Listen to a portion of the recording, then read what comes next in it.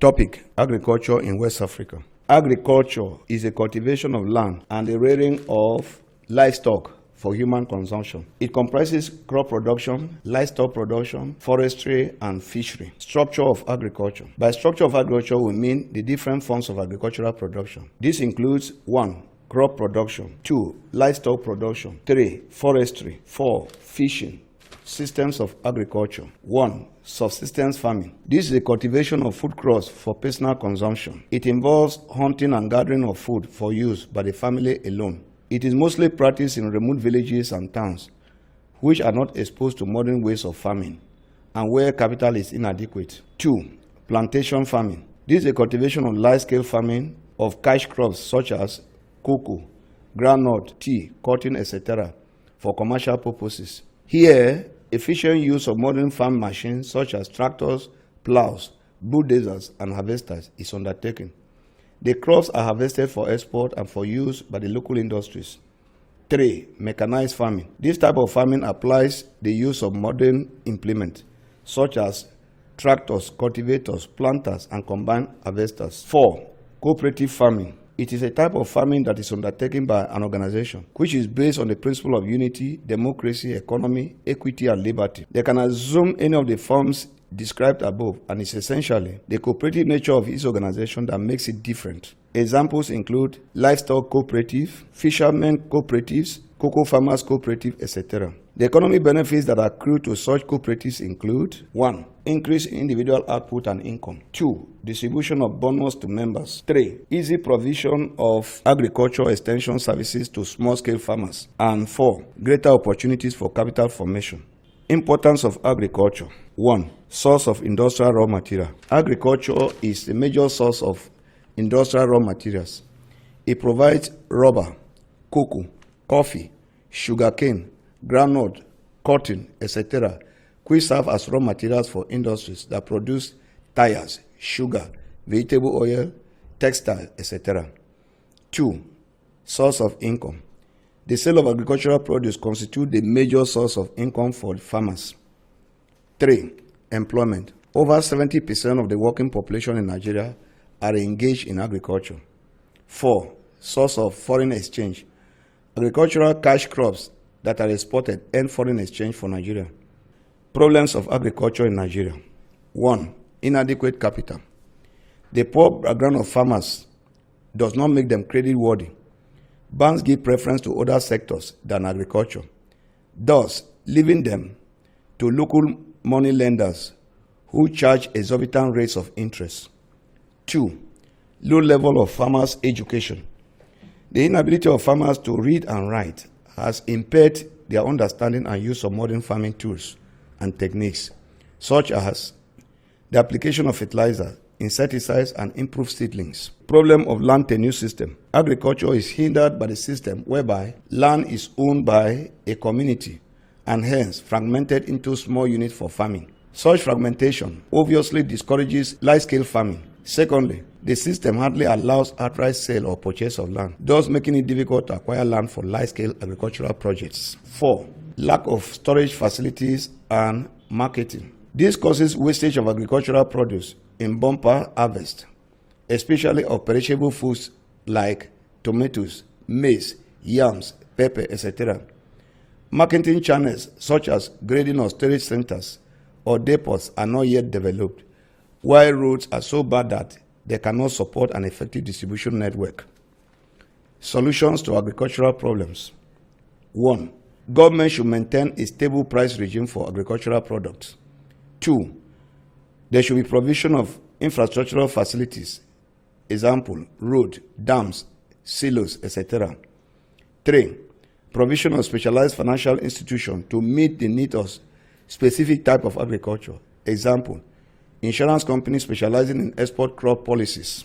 Number 4. Establishment of agro-based industries that make use of raw materials and produce farm implements. Number 5. Improvement of extension services to educate farmers and making seedlings available. Number 6. Establishment and adequate funding of agricultural research institutes.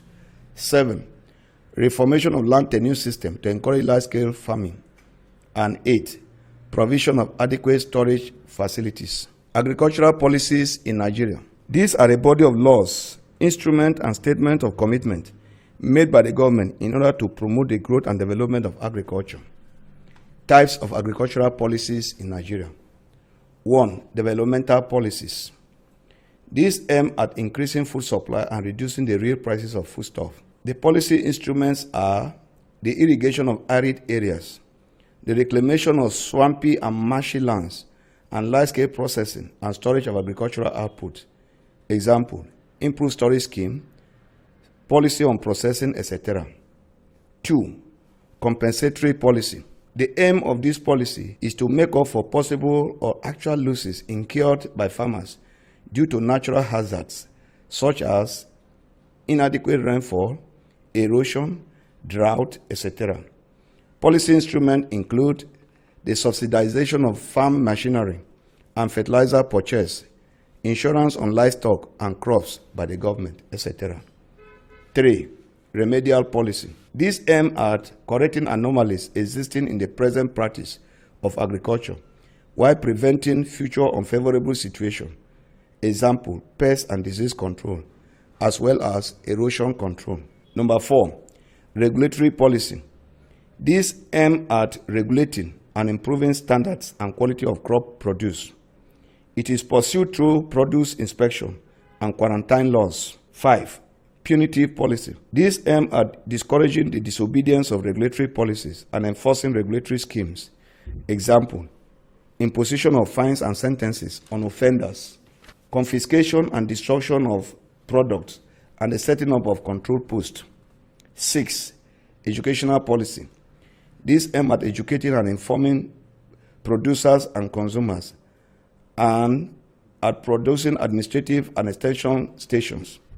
The use of extension services or the establishment of farm institutes and schools and colleges.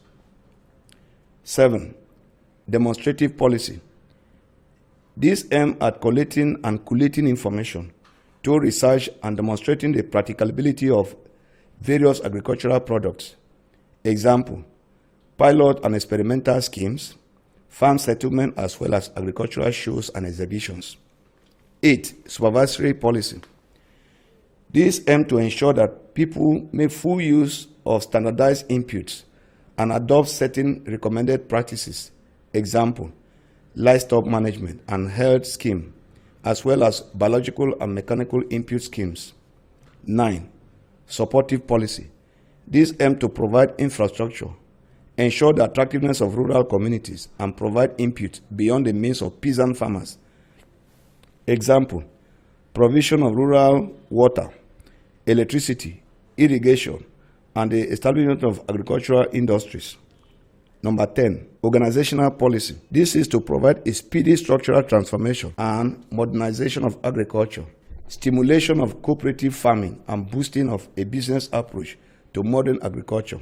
Example, agribusiness, socialized farming, and corporate farming. Marketing of agricultural products, especially food crops meant for use locally, is not done under any formal organization.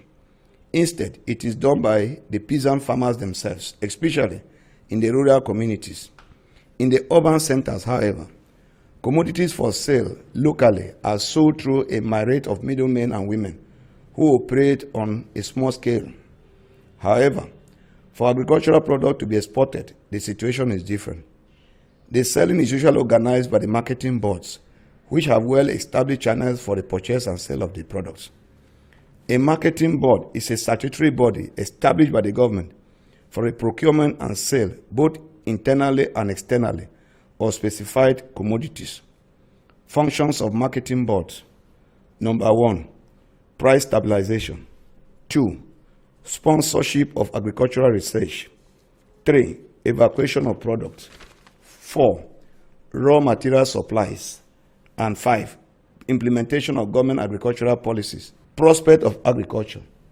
Agriculture in West Africa seems to have future prospects. This is as a result of the attention being given to it by the various governments. The present economic situation in West Africa in particular, and other parts of the world in general, has made it imperative for every country to look inwards No country wants to continue to import food which can be readily produced in the country. Nigeria, for instance, that used to spend millions of dollars in rice importation, has placed importation under embargo. The president's slogan is self-reliance. This has encouraged the Back to Land campaign in the country. Agriculture is no more the occupation of the aged, illiterate farmers only. It has become one of the greater employer of labor.